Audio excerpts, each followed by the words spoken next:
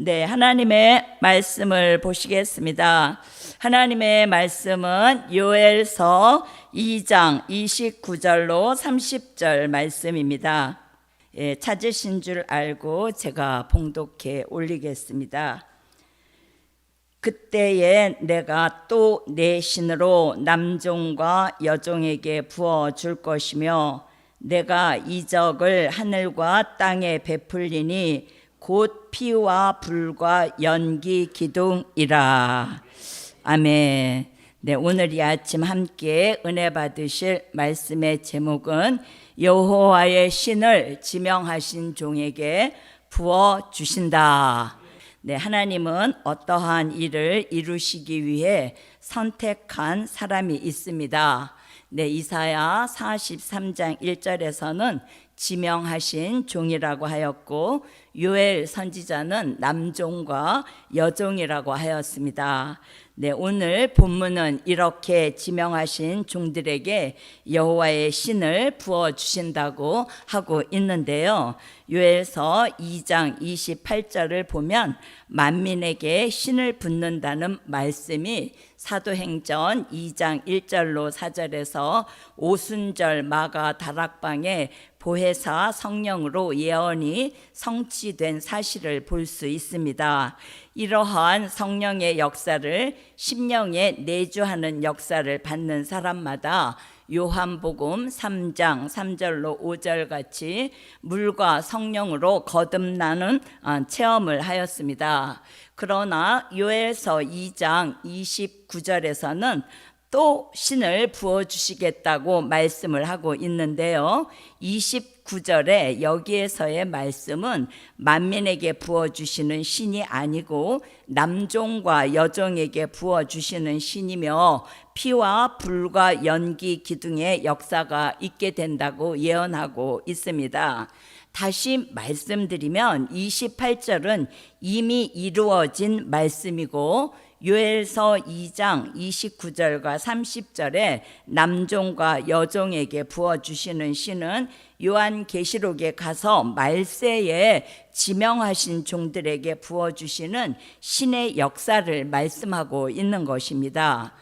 아멘. 28절에 만민에게 부어주시는 신은 보혜사 성령이며 심령에 내주하는 성령의 역사이었다면 29절에 부어주신다고 예언하고 있는 신은 머리에 내리는 성령의 역사입니다. 네, 우리는 심령에 성령이 내주하면서 은사를 받았으나 신이 머리에 임하면서 오는 역사는 은사가 아니라 영감의 역사인데요. 열왕기하 2장 15절을 보면은요, 엘리야에게 있던 영감이 엘리사에게 갑절로 옮겨졌듯이 마지막 때에 지명하신 종들에게 완전한 영감을 내려주신다는 것입니다. 네, 그러면 첫 번째로는 여호와의 신을 부으사 영적 기능을 회복시켜 주신다. 네, 말씀은 이사야 11장 2절로 3절 말씀입니다. 네, 찾으셨으면 함께 봉독하시겠습니다. 여호와의 신 곧 지혜와 총명의 신이요 모략과 재능의 신이요 지식과 여호와를 경외하는 신이 그 위에 강림하시리니 그가 여호와를 경외함으로 즐거움을 삼을 것이며 그 눈에 보이는 대로 심판치 아니하며 귀에 들리는 대로 판단치 아니하며. 아멘. 네, 이사야 11장 2절로 3절의 이사야 선지자는 여호와의 신은 지혜의 신, 총명의 신, 또 모략의 신, 재능의 신, 지식의 신, 여호와를 경외하는 신이라고 하였으니 여호와의 신은 심령에 내리는 것이 아니라 머리에 오는 신인 것입니다. 예, 다니엘은 지혜와 총명을 다른 사람보다 10배나 뛰어나게 받았으니 솔로몬은 하나님께 지혜와 총명을 구했더니 지혜와 총명만 주신 것이 아니라 부귀와 영화를 함께 주셨습니다. 여호와를 경외함으로 즐거움을 삼는 사람은 기도하는 것이 즐겁고 찬양하고 말씀 읽는 일들이 즐거운 것 같이 우리가 중생을 체험할 때에도 주의 일이 즐거웠던 것처럼 여호와의 신의 역사가 올 때의 즐거움은 훨씬 더 높은 차원의 즐거움이 오게 될 것이니 지혜와 총명과 명철과 재능과 지식으로 여호와를 경외하게 될 줄 믿습니다. 네, 이런 사람은 여호와를 경외함으로 즐거움을 삼으며 눈에 보이는 대로 심판치 않고 귀에 들리는 대로 판단치 않는 사람으로 영적 기능이 회복되게 될 줄 믿습니다. 네, 왜냐하면은요, 영적 기능이 눈에 보이는 대로 심판하고 귀에 들리는 대로 판단하는 쪽으로는 아주 무뎌지게 되어 있기 때문일 것입니다. 무엇을 보든지 좋게 보고 무엇을 듣든지 좋게 들으면서 생각하는 기능, 말하는 기능, 보는 기능, 듣는 기능이 회복을 받게 되면 해함을 받지도 않고 상함을 주지도 않는 사람이 되기 때문인 것이지요. 네, 하나님이 이런 종을 마지막 때에 쓰시려고 지명하여 부르셨다면 그 머리에 변화를 주시기 위해서 지혜의 신, 총명의 신, 모략의 신, 재능의 신, 지식의 신, 여호와를 경외하는 신을 부어 주십니다. 네, 이사야 33장 15절에서는 눈을 감아 악을 보지 않는 자, 귀를 막아 피 흘리려는 꾀를 듣지 않는 자가 되라고 하셨는데요. 이사야 50장 4절로 5절에서는 학자의 귀를 주셔서 말씀을 학자같이 알아듣게 하신다고 하였습니다. 네, 그리고 요한계시록 3장 18절에서는 안약을 사서 눈에 발라보게 하라고 하였습니다. 자, 두 번째로는 여호와의 신을 부으사 죄가가 떠나가게 하신다. 말씀은 이사야 59장 19절로 20절 말씀입니다. 자, 이사야 59장 19절로 20절 말씀 우리 찾으셔서 함께 봉독하시겠습니다. 서방에서 여호와의 이름을 두려워하겠고 해 돋는 편에서 그의 영광을 두려워할 것은 여호와께서 그 기운에 몰려 급히 흐르는 하수같이 오실 것이미로다. 여호와께서 가라사대 구속자가 시온에 임하며 야곱 중에 죄가를 떠나는 자에게 임하리라. 아멘. 네, 이사야 11장 2절은 여호와의 신의 종류를 말씀하였다면 이사야 59장 19절로 20절은 여호와의 신이 내리는 과정을 말씀한 것입니다.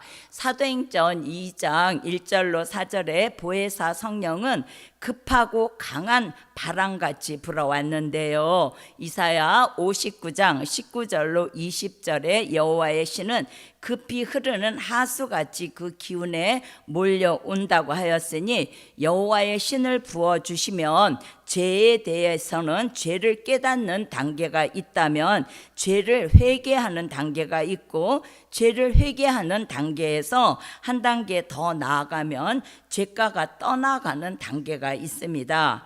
여호와의 신은 급히 흐르는 하수같이 그 기운에 몰려오게 되니 모든 죄가가 떠나가게 되는 것입니다. 초림의 주님은 죄인을 부르러 오셨지만 다시 오시는 재림의 주님은 히브리서 9장 28절 같이 죄와 상관없는 자에게 두 번째 나타나신다고 하였으니 여호와의 신이 하수같이 내리는 사람마다 두 번째 오시는 재림의 주님을 맞이하게 될 줄 믿습니다. 죄가가 떠나는 사람마다 죄짐이 벗어짐으로 말미암아 머리는 맑아지고 가슴은 시원해지며 또 몸은 가벼워지는 변화 역사가 있게 되는 것입니다. 자, 우리 이러한 역사가 있을 때 영적 기능은 회복되고 죄가는 떠나가고 두 번째 오시는 재림의 주님을 영접하게 되는 것입니다. 자, 우리 네 번째로는 여호와의 신을 부으사 심령 성전을 이루게 하십니다. 우리 스가랴서 4장 6절 말씀을 보시겠습니다. 네, 제가 먼저 봉독해 드리겠습니다. 그가 내게 일러 가로되 여호와께서 스룹바벨에게 하신 말씀이 이러하니라. 만군의 여호와께서 말씀하시되 이는 힘으로 되지 아니하며 능으로 되지 아니하고 오직 나의 신으로 되느니라.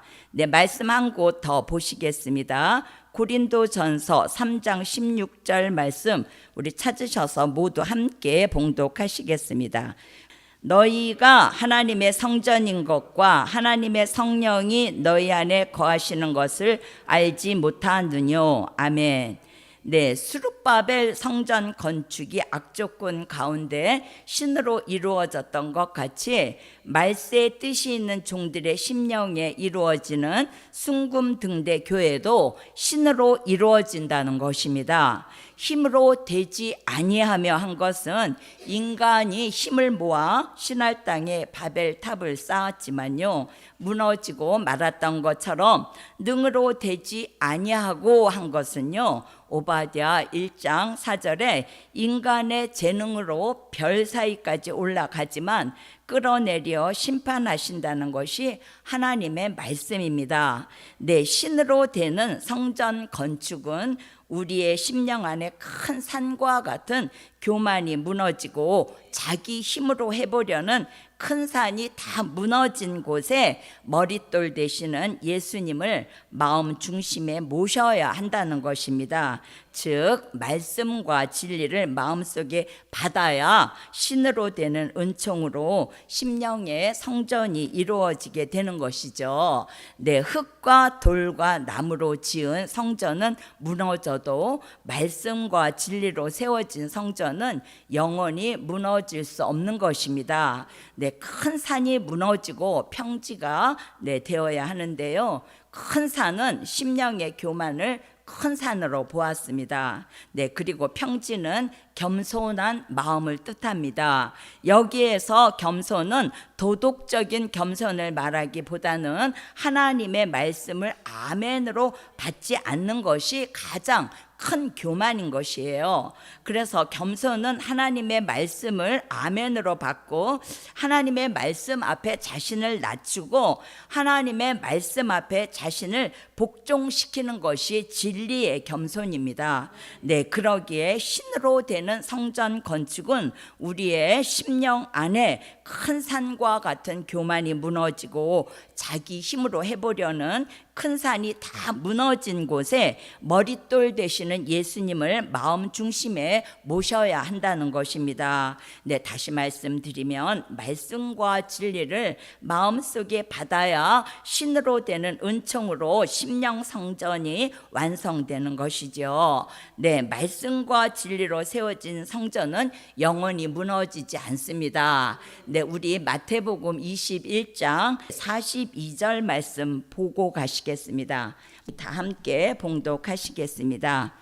예수께서 가라사대 너희가 성경에 건축자들의 버린 돌이 모퉁이의 머릿돌이 되었나니 이것은 주로 말미암아 된 것이요 우리 눈에 기이하도다 함을 읽어본 일이 없느냐.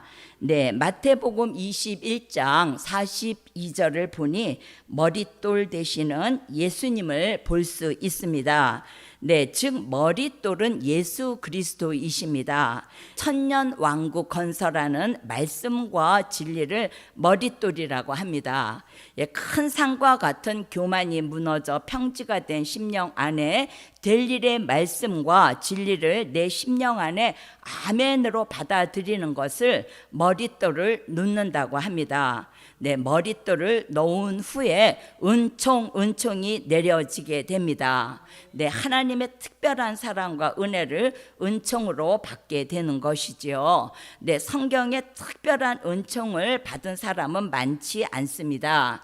예, 성경에 나오는 인물로서는 모세, 사무엘, 다니엘, 스룹바벨들을 들 수 있습니다. 네, 우리에게도 그 은총을 주셔서 특별한 소유로 만드십니다. 그렇게 되기 위해서 머릿돌 되시는 예수님을 마음 중심에 모셔야 하겠습니다. 즉 말씀과 진리를 마음속에 받아야 신으로 되는 은총으로 심령 성전이 완성되는 것입니다.